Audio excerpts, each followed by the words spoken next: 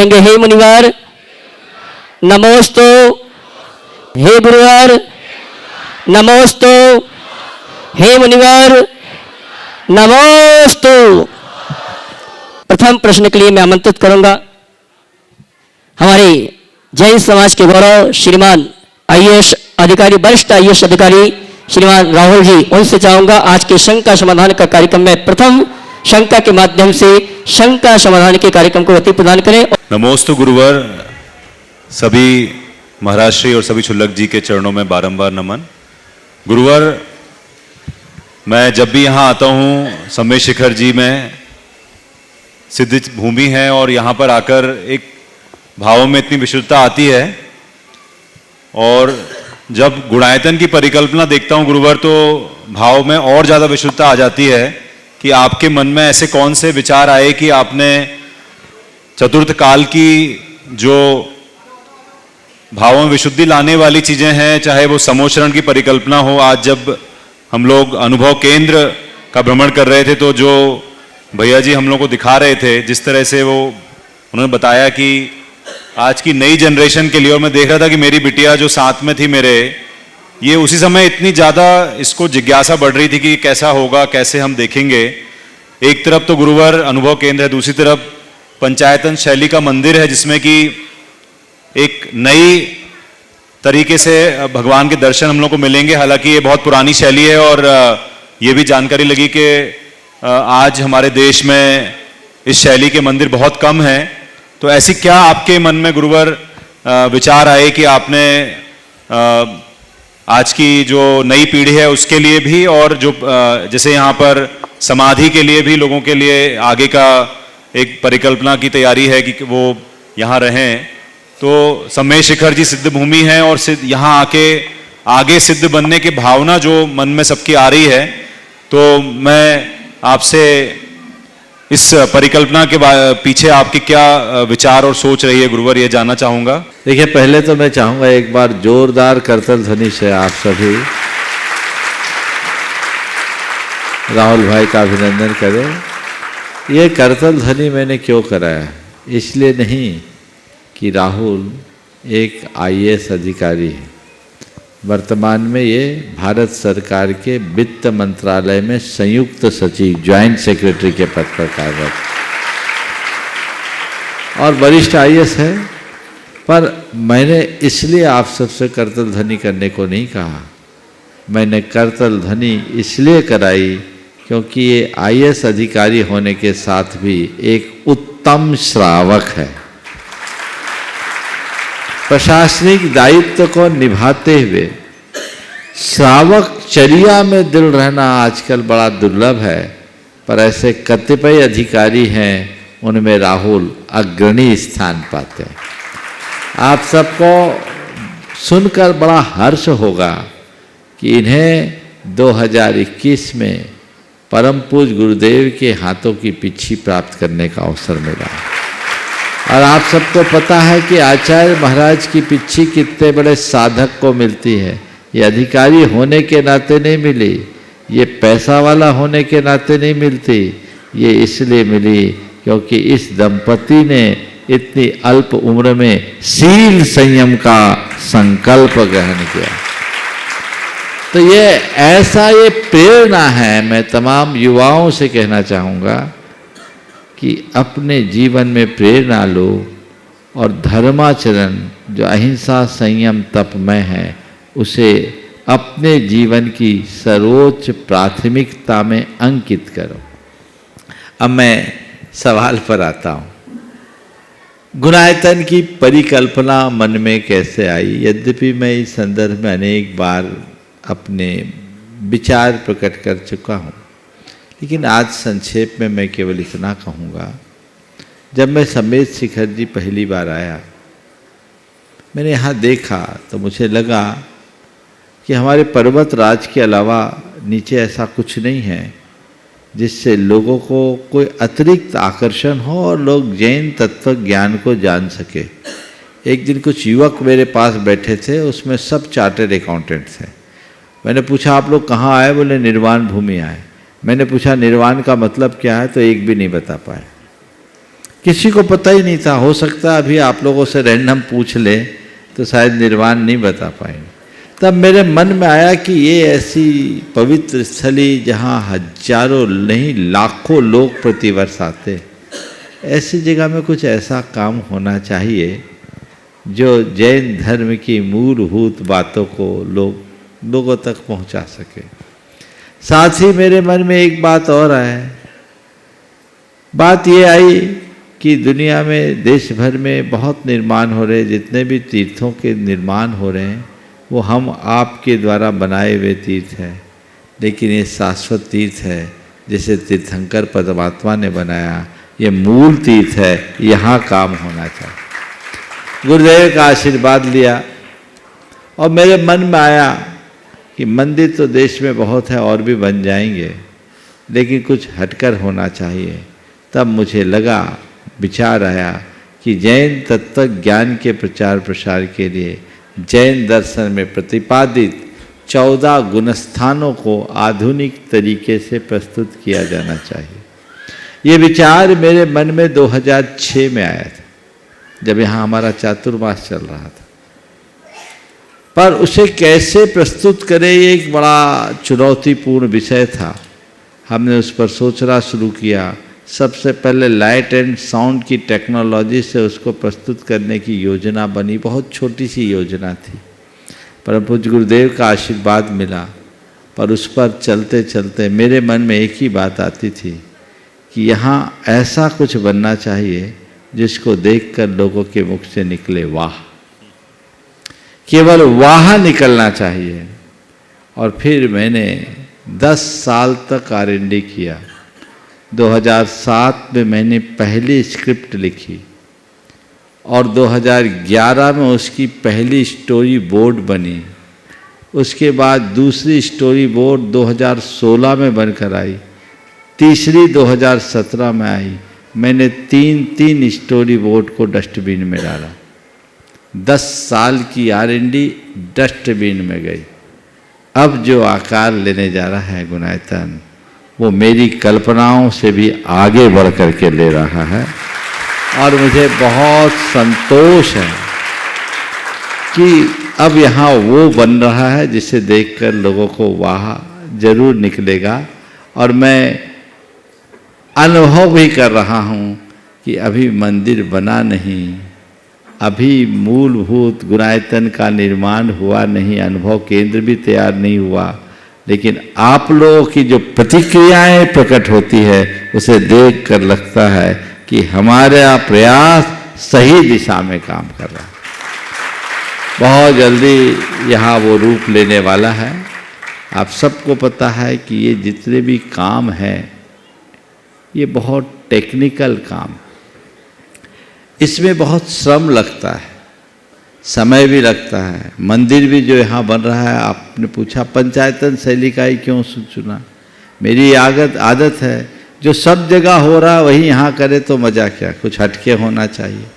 देश में नागर शैली के मंदिर है, कुंडलपुर के बड़े बाबा का मंदिर नागर शैली का मंदिर है। और दुनिया में जितने बड़े मंदिर बने हैं, अभी राम मंदिर भी नागर शैली में ही बन रहा है। लेकिन मुझे लगा कि एक प्राचीन शैली में पंचायतन शैली क्यों ना उसका उपयोग किया जाए। और आप देखिए ये पंचायतन शैली का मंदिर जब उभर कर आएगा तो आसमान में चांद जैसा निखरेगा, अभी भी निखर रहा है। और उसका शिल्प, इसकी कला, इसका स्थापत्य बहुत बारीकी से। मैंने यहाँ की कमेटी को कहा कि केवल कारीगरों के भरोसे, आर्किटेक्ट के भरोसे ही मत रहो, इसके साथ अपना भी कुछ जुड़ना चाहिए। पर मैं आपको कहूँ, इस पूरे मंदिर के आर्किटेक्ट हैं चंद्रशेखर जैन विदिशा, जिन्होंने अपना सर्वश्रेष्ठ दिया है और उससे मंदिर निखर रहा है। बहुत श्रम हो रहा है, तो मंदिर हजारों साल तक टिकेगा। और जो मूल गुणायतन की अवधारणा है, जो आप देखेंगे सामने अनुभव केंद्र में, सोरिंग राइड और यात्रा आत्मा से परमात्मा की इस मूवी में, ये दोनों चीज़ें जीवन में बहुत बड़ा परिवर्तन लाएगी। जहाँ हमें साक्षात भगवान का साक्षात्कार होगा, ऐसा प्रतीत होगा कि हम भगवान के समो शरण में प्रवेश कर गए। जहाँ आने के बाद हमें चतुर्गति भ्रमण से मोक्ष गमन तक का पूरा जीवन चित्रण दिखाई पड़ेगा, जहाँ मिथ्या दृष्टि से लेकर सिद्ध अवस्था तक की जीवंत झांकी देखेंगे, जहाँ आत्मा से परमात्मा तक की जीवन यात्रा का चरित्र चित्रण होगा। ये अपने आप में अद्भुत होगा। हम आकर समझ पाएंगे क्या है आत्मा से परमात्मा का मार्ग, कैसे कंकर से शंकर बना जा सकता है, कैसे पतित से पावन बना जा सकता है, कैसे पामर से परमेश्वर बना जा सकता है। ये सब चीज़ें अपने आप में एक अद्भुत होगी। तो ये प्रेरणा, ये समझ लो परम पूज्य गुरुदेव का आशीर्वाद और आप सबका पुण्य, उसी ने मुझे इस कार्य के लिए प्रवृत्त किया। मैं तो अपने आप को निमित्त मात्र मानता हूँ, लेकिन जब चीज़ें उभर कर आती है और लगता है, जब लोगों में बदलाव दिखता है या प्रेरणा जगती दिखती है, तो लगता है अपना श्रम सार्थक हो रहा है। बहुत बहुत अगले प्रश्न के लिए राहुल जी की बिटिया, उसके बाद तैयार रहेंगे शिव संरक्षक शेष सुभाष जी चंद्रप्रभा जी कटनी। नमोस्तु महाराज जी। नमोस्तु महाराज जी, मेरा प्रश्न है कि विदय चेत में जो 20 तीर्थंकर होते हैं, अगर हमारा भाव बने उन 20 तीर्थंकर के दर्शन करने का, तो हम उनका दर्शन कैसे कर सकते हैं? आंख बंद करके कर लो। देखो, जब गुणायतन बन जाएगा ना, समोसरण का झलक आप देखोगे। जब सोरिंग राइड में, जिस सोरिंग राइड की बात मैं कह रहा था, ये सोरिंग राइड पूरी दुनिया में कुल 29 है, 30वीं यहाँ बन रही। जब उस सोरिंग राइड के माध्यम से समोसरण में तुम लोग प्रवेश करोगे, समोसरण में जाओगे, तो बस यही समझना कि अगर कोई भगवान का समोसरण होता है तो यही होता है।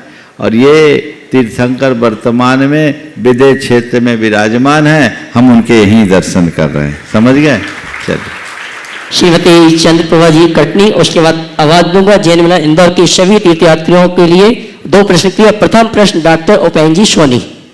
हे गुरुवर नमोस्तु नमोस्तु नमोस्तु, इच्छामि इच्छामि इच्छामि। हे गुरुवर, हमने बहुत देखा है, पर अपने जीवन में कुछ करने की इच्छा होती है, बहुत सारी दुर्घटनाएं होती हैं, उनसे संघर्ष करते हैं, फिर भी हम अपने मन को चंचल स्थिति में हो जाती है, तो उसको समझ नहीं पाते हैं।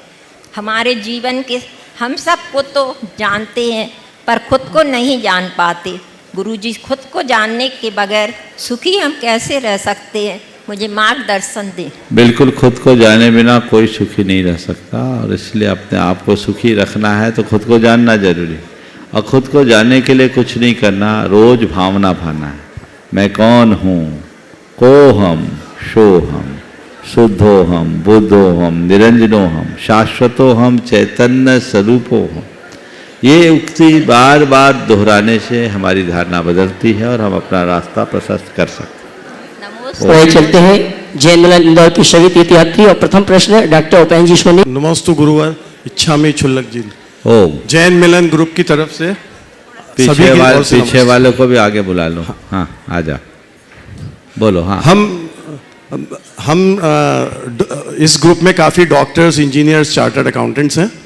हमारा एक प्रश्न है मुनिवर कि हम हर पेशेंट को दवाइयों के रूप में इतने विटामिन्स, इतने मिनरल्स सब लिखते हैं। मैं नींद, स्लीप एपनिया का स्पेशलिस्ट भी हूँ। हम मरीजों को बोलते हैं कि आपको 7 से 8 घंटे की नींद जरूरी है, बच्चों को 9 घंटे की नींद जरूरी है। और उसके विपरीत आपकी चर्या, जिसमें लिमिटेड भोजन होता है, आचार्य श्री के भोजन में तो शक्कर, नमक और हरी सब्जियां भी नहीं होती है, तो हम आपके और हमारे मरीजों के बीच में ऐसा हम डॉक्टर्स क्या कर सकते हैं जो उनका रोग निरोग हो जाए? देखिए, बहुत आपने अच्छी बात उठाई। हमारे शास्त्रों में कहा है, शरीर में जितने रोम हैं उतने रोग हैं, जितने रोम हैं उतने रोग हैं। तो रोग तो होते ही। शरीरम व्याधि मंदिरम, ये शरीर बीमारियों का घर है। हीनाधिक रूप में सबके साथ कोई न कोई बीमारी जुड़ी रहती। पर शरीर की बीमारी के लिए इलाज है, चिकित्सा है, पर चिकित्सा केवल बाहरी माध्यम है। हमारी धारणा शक्ति के बल पर भी हम शरीर को स्वस्थ कर सकते हैं। आज विज्ञान भी इस बात को मानता है कि हमारी भावनाओं का हमारे शारीरिक मानसिक स्वास्थ्य से बड़ा गहरा संबंध है। यदि हम भावना अच्छी रखें, मनोबल मजबूत रखें, तो अपने शरीर को ज़्यादा स्वस्थ बना सकते हैं। इसी तरह जहाँ तक खान पान का मामला है, तो खाने पीने से हमारे शरीर को बल मिलता है, बात सही है, लेकिन केवल खाने पीने से ही बल नहीं मिलता। हमारी उत्तम मनोदशा से भी हम अपने शरीर को सबल बना सकते हैं। तीसरी बात, अपने शारीरिक और मानसिक आवश्यकताओं को हम अपनी साधना और अभ्यास के द्वारा नियंत्रित कर सकते हैं और कम भी कर सकते हैं। उनको रिड्यूस भी किया जा सकता है, रेगुलेट भी किया जा सकता है। तो हम साधकों के जीवन की ये विशेषता होती है।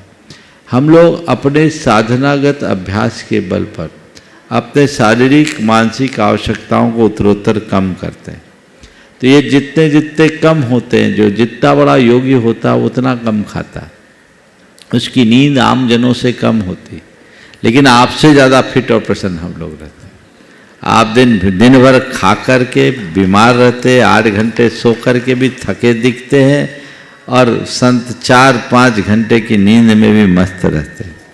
उसकी वजह है वह उनका ध्यान है, उनकी साधना का अभ्यास।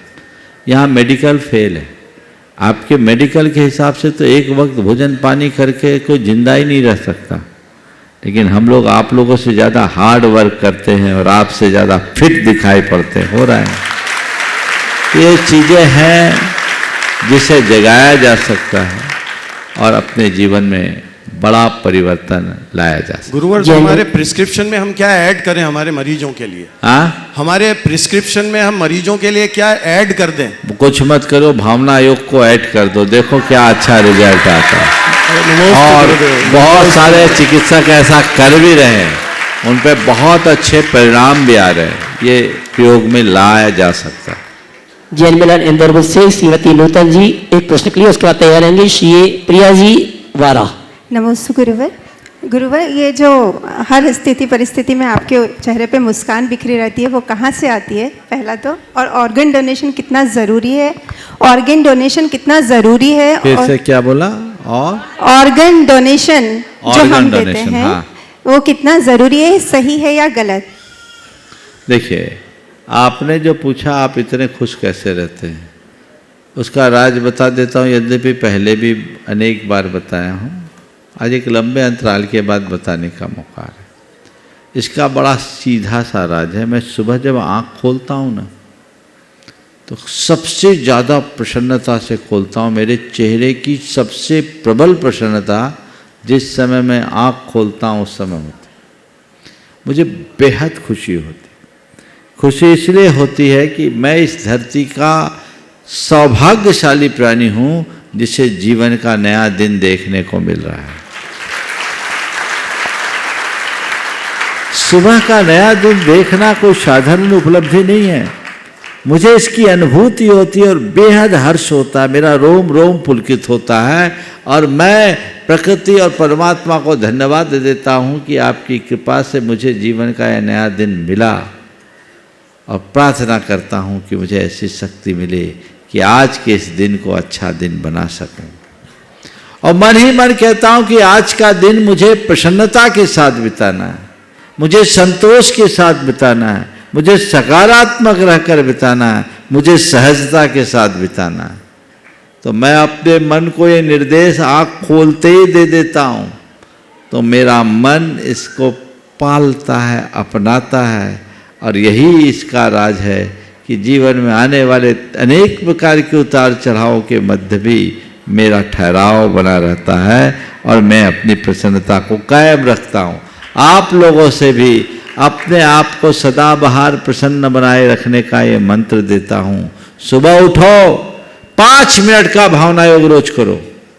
YouTube में उपलब्ध है, सुबह उठकर 5 मिनट का भावना योग, नींद खुलने के बाद किया जाने वाला भावना योग और सोते समय किया जाने वाला भावना योग करके देखो कुछ दिन, क्या असर पड़ता है, बहुत अंतर आएगा। श्री प्रिया जी वारा, उसके बाद आवाज दूंगा प्रवीण जी, शोभा जी, वोरा, नागपुर। हाँ, और दूसरा सवाल और था, हाँ, ऑर्गन डोनेशन उचित है या अनुचित?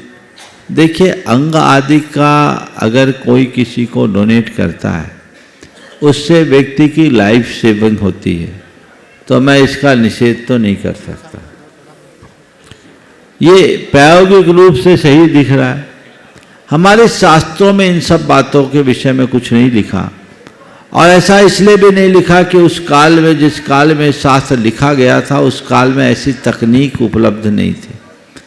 पर आज हम देख रहे हैं ब्लड डोनेशन और ऑर्गन डोनेशन से अगर कोई व्यक्ति बच रहा है, उसकी जिंदगी सुरक्षित हो रही है, तो इसका निषेध करना कतई उचित नहीं, और इसे पुण्य पाप से ऊपर उठ करके करना चाहिए।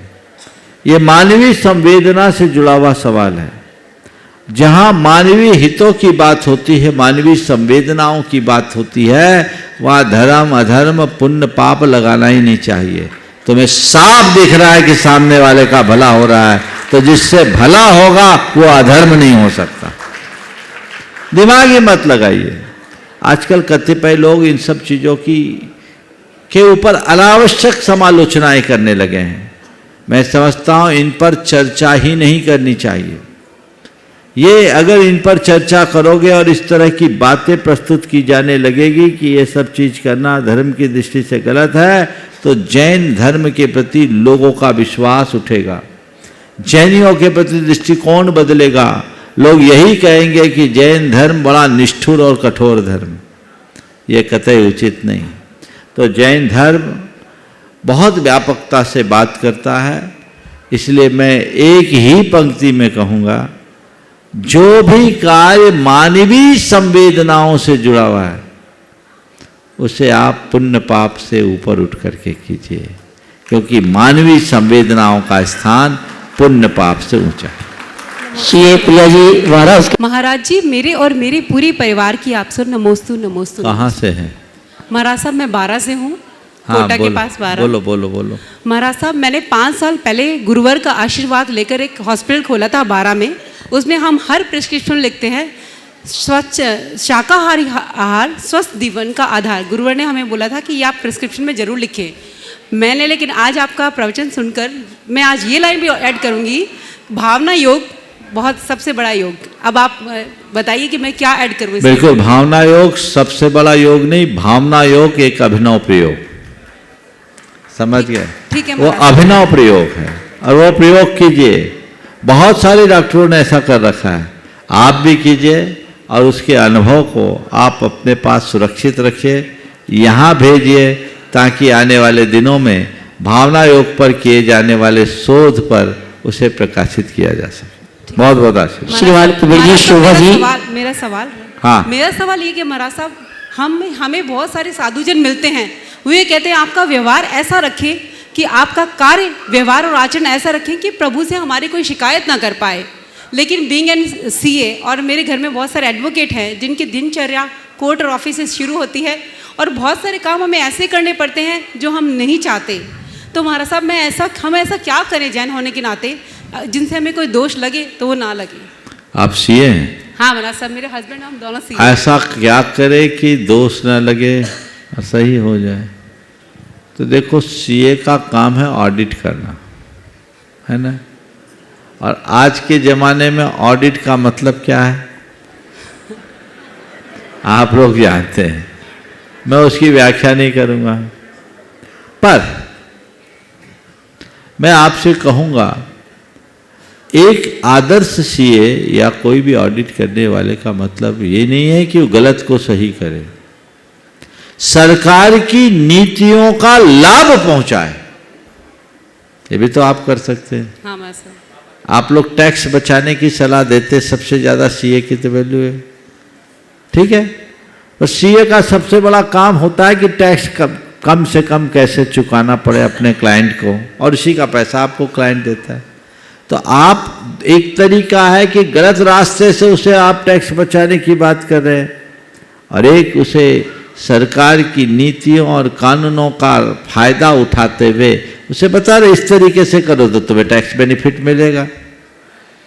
तो आप दूसरा रास्ता अपनाते हैं और अपने क्लाइंट को बेनिफिट दिलाते हैं, तो आप कहीं दोष नहीं।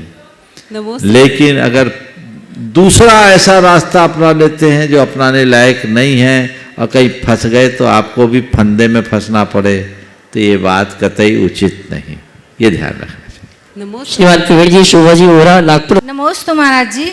महाराज जी, कहा जाता है आत्मा अजर अमर है, एक शरीर छोड़कर वो दूसरे शरीर में प्रवेश करती है, तो क्या आत्मा नई आत्मा का कभी जन्म नहीं होता?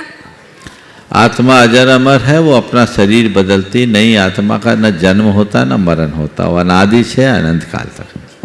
श्रीमान पवन जी अग्रवाल, कोलकाता। उसके बाद सम्मान सहित आपकी तालियों का सम्मान चाहूंगा उस युवा दंपत्ति के लिए जिन्होंने कुंडलपंच पंचकर्णा महोत्सव में भगवान के मुख्य माता पिता बनने का सौभाग्य प्राप्त किया था, श्रीमती रोहित जी जबलपुर। नमोस्तु महाराज जी। श्री दिगंबर जैन अग्रवाल समाज कलकत्ता की ओर से त्रिवार नमोस्तु। महाराज श्री, हमारी शंका ये है कि आपके कलकत्ता प्रवास की टाइम में आपने श्री दिगंबर जैन अग्रवाल समाज को एक नई दिशा दी थी, और उसमें बहुत सारी धर्म की प्रभावना बढ़ी, लोग बाग उसमें जुड़े। उसके बाद बीच में ये स्थिर हो गई, कोई नया कुछ कार्य नहीं हो पा रहा था। फिर हमने माँ राजुलदे के नाम से एक संस्था करके उसमें बहुत लोगों को जोड़ा, उससे फिर वो प्रभावना चालू हुई। लेकिन अभी हम देख रहे हैं कि वो भी मतलब अब जितनी प्रगति चाहते हैं वो नहीं है। अभी भी हमारे कलकत्ता में अग्रवाल समाज इतने हैं जो धर्म से विमुख हैं, तो इसके लिए क्या मार्गदर्शन? देखिए, हमेशा रिफ्रेश करते रहना चाहिए, रिफ्रेश होते रहना चाहिए, नए नए युक्तियाँ, नए नए प्रयास करना चाहिए, माहौल बना के रखें जिससे लोगों के अंदर धार्मिकता का भाव हो। मुझे बहुत प्रसन्नता है कि आप लोगों ने प्रेरणा पाकर प्रयास किया और उसका परिणाम आया। फिर थोड़ा थोड़ा प्रयास करते रहिए, करते करते ही काम होगा। हम जितने को खींच पाए उतना खींच सकते हैं, उसमें ही जीवन की सलामती। बहुत बहुत आशीर्वाद। और आवाज दूंगा श्रीमती रोहित जी जबलपुर। नमोस्तु महाराज श्री, आप सभी के चरणों में कोटिशा नमोस्तु नमोस्तु नमोस्तु इच्छा में महाराज श्री। महाराज श्री जी, ये पूछना था कि आचार्य श्री जी ने जो इतनी महती अनुकंपा की है हम दोनों पर, तो उसका हम ऋण उपकार उनका कैसे चुका सकेंगे, और हम लोग की दिनचर्या में अब क्या और ऐसा बदलाव या ऐसा और क्या हमारे व्रतों में आना चाहिए कि हम लोग मोक्ष मार्ग पे और आगे बढ़ें? नमस्ते। हाँ, देखिए, पहले तो मैं चाहूँगा एक बार इस दंपति को थोड़ा सा फोकस करो। इन दोनों के लिए एक बार जोरदार करतर ध्वनि से अभिनंदन। इतनी कम उम्र में भगवान के माता पिता बनने का सौभाग्य, पर माता पिता तो बाद में बने।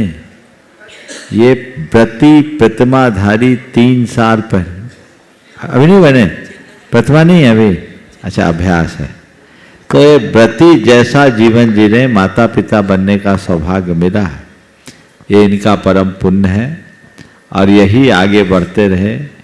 आचार्य महाराज कहते बुढ़ापे में जब इंद्रियां ही शिथिल हो जाए तब तुम व्रती बनो तो क्या मतलब, मजा तो तब है जब भरी जवानी में असी धारा व्रत को लो और उसका पालन कर।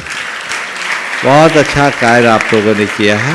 मैं इतना ही कहूँगा, जो गुरुदेव से निर्देश मिला है उनके निर्देशानुसार जो व्रत मिला है उनका पालन करें, और जितने व्रत है उनको अच्छे से निभाएं और आगे बढ़ने की भूमिका अनुरूप भावना भाते रहे। बहुत बहुत ऋण कैसे चुका पाएंगे? हाँ, उनका ऋण कैसे? बस अपने व्रत का निर्दोष पालन करो, ऋण अपने आप चुक जाएगा। नमोस्तु। श्रीमान विजय जी वीणा जी शोभानी विजयवाड़ा। नमोस्तु नमोस्तु।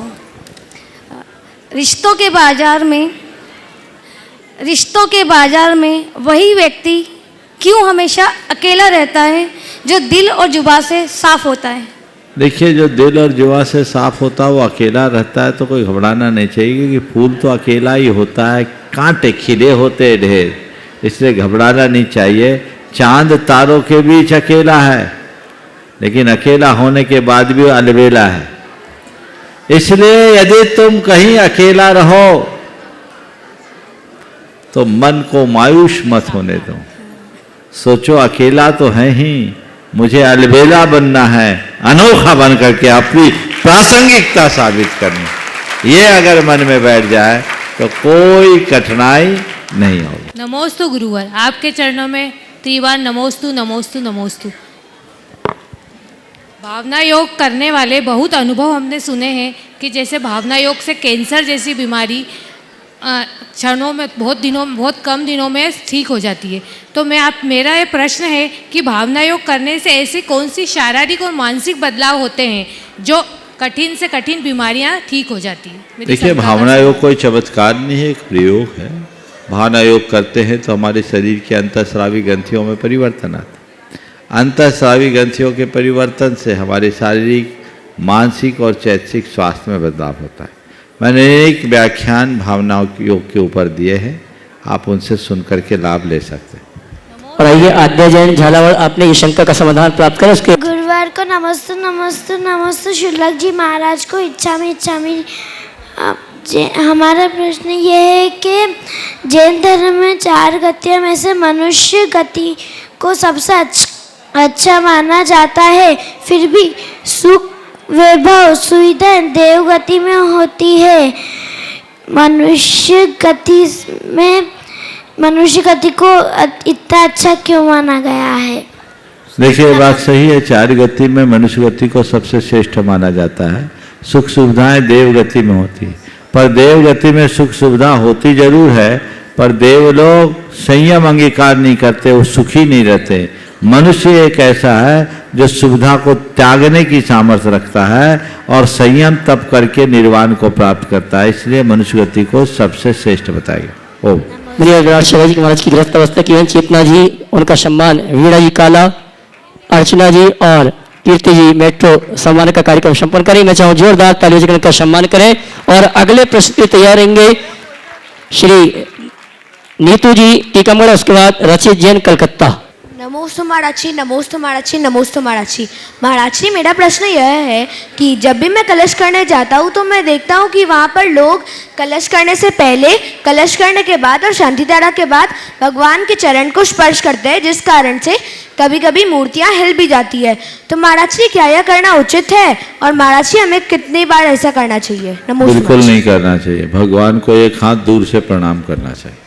हम मुनियों के लिए कहा कि आचार्य की भी वंदना करो तो एक हाथ दूर से करो। स्पर्श करना है तो कभी कभार करो, एक हाथ भगवान के करो। और अभिषेक संपन्न होने के उपरांत जब एक बार प्रक्षाल हो गया तो फिर तो स्पर्श करना ही नहीं चाहिए। नमोस्तु महाराज। नीतू जी टीकमगढ़। नमोस्तु महाराज जी, नमोस्तु नमोस्तु नमोस्तु। ये दिविशा है हमारी बिटिया, ये प्रश्न पूछेगी। ओम। नमोस्तु महाराज जी, मेरा प्रश्न ये है कि धर्म और अधर्म में क्या अंतर होता है? फिर से बोलो। नमोस्तु महाराज जी, मेरा प्रश्न ये है कि अधर्म और द्रव्य में क्या अंतर है? अधर्म द्रव्य और धर्म द्रव्य में क्या अंतर है? हाँ, अधर्म द्रव्य और धर्म द्रव्य एक अलग अलग द्रव्य है। जो हमारे गति में सहायक होता है उसको बोलते हैं धर्म द्रव्य, और जो हमारे लिए रोकने में सहायक होता है उसको बोलते हैं अधर्म द्रव्य। तुम द्रव्य की बात पूछ रही हो कि धर्म और अधर्म की बात पूछ रही हो? धर्म और अधर्म। धर्म और अधर्म, तो द्रव्य कहाँ से ले आई? ये सवाल किसने बताया आपको? महाराज जी, उसका खुद का ही है। उसी को बोल रहे दो ना, आप बीच में क्या आ रही? देखो, धर्म और अधर्म में क्या अंतर है।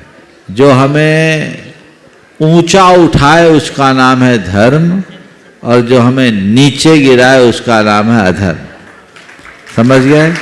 जिससे हमारा कल्याण हो उसका नाम है धर्म, और जिससे हमारा अकल्याण हो उसका नाम है अधर्म। चलिए। मुनिश्री के चरणों में मेरा, मेरे परिवार का और पूरे नौगामा समाज का नमोस्तु एवं इच्छामि। महाराज जी, मेरा प्रश्न ये है कि आपने अभी 2 दिन पहले शंका समाधान में बताया था कि जैन होना जन्म से और कर्म से होते हैं। जन्म से तो हम सभी जैन हैं और कर्म से महाराज जी लड़कों में तो लड़कों का बाल संस्कार हो जाता है, पर लड़कियों को ऐसा क्या कार्य करना चाहिए कि वो कर्म से जैन कहलाएं? बिल्कुल, लड़कियों को भी अपने संस्कार लेना चाहिए, आरिकाओं के पास जाकर पूरा आशीर्वाद लेना चाहिए। ठीक है, कदाचित आरिकाओं का समागम नहीं मिले तो मुनियों के साक्षी में जाकर अष्टमूल गुण का संकल्प लेना चाहिए, लड़कियां भी ले सकती। नमस्ते महाराज। आयांश जी जैन जयपुर, उसके बाद तैयार रहेंगे सुनील जी कीर्ति जैन भोपाल। प्रभु आपके चरणों में नमोस्तु नमोस्तु नमोस्तु। मेरा आपसे एक प्रश्न है कि मेरी शादी किन्हीं कारणोंवश श्वेतांबर धर्म में हो गई, लेकिन अब जब मैं वहाँ के मंदिर जाती हूँ तो मैं जब भगवान की प्रतिमा को देखती हूँ तो वो फूलों से हर चीज़ों से सजे होते हैं और उनसे पता नहीं क्यों मेरा वो जुड़ाव जो है, या आई कांटेक्ट बोलते हैं कि आप जब बोलते हैं कि प्रभु के चरणों में जाओ और उनकी आंखों में देखकर अपनी सारी विनती कहो, वो आई कांटेक्ट नहीं हो पाता है। लेकिन जब मैं मेरी मम्मी के घर पे आती हूँ तब मैं यहाँ के रंग में और यहाँ में आके रंग के ऐसा लगता है कि मेरा जैन धर्म उन लोगों को मैं शायद अच्छी तरह से बता नहीं पा रही हूँ कि जैन धर्म दिगंबर या श्वेतांबर से नहीं होता है। वो कहते हैं कि नहीं, मूर्ति तो एक है, मंदिर हमारे सारे एक है, तुम लोग ही क्यों बांटते हो। अब मेरी आपसे सिर्फ इतनी ही है कि आप इतनी कृपा कर दीजिए कि मैं दिगंबर धर्म का ही पालन कर कर अपने सारे कर्मों का क्षय करूं, निर्जरा करूं। प्रभु कृपा कीजिए। देखिए, हम जो भी धर्म करते हैं वो हमारी आस्था से जुड़ा हुआ है, लेकिन अब आपकी जो आस्था आप उसके अनुरूप करिए, अपनी आस्था को थोपिए मत और किसी को थोपने भी मत दीजिए। मैं उन्हें वही समझाती बस हूँ। आप अपनी बात को अत्यंत विनम्रता के साथ, मैं 12 दिल साल का- बाद शिखर जी आ रही हूँ, इतना बहुत बहुत दीजिए कि आशीर्वाद मेरी है, अच्छे से करिए यात्रा संपन्न हो। आशीर्वाद। हाँ, नमोस्तु नमोस्तु। सुनील जी कीर्ति जैन भोपाल, उसके मंच पर विराजमान समस्त मुनिराजों के चरणों में मेरा, मेरे परिवार का और अशोका गार्डन जैन समाज भोपाल का नमोस्तु नमोस्तु जल्दी से, नमोस्तु। हाँ। हे गुरुदेव, मैंने सुना है कि जब आप आचार्य श्री के साथ ब्रह्मचारी अवस्था में थे उस समय आप अपनी शंकाओं का समाधान प्रमाण सहित लेते थे। उसी से प्रभावित होकर शायद आचार्य श्री ने आपका नाम प्रमाण सागर रखा है। क्या ये सत्य है?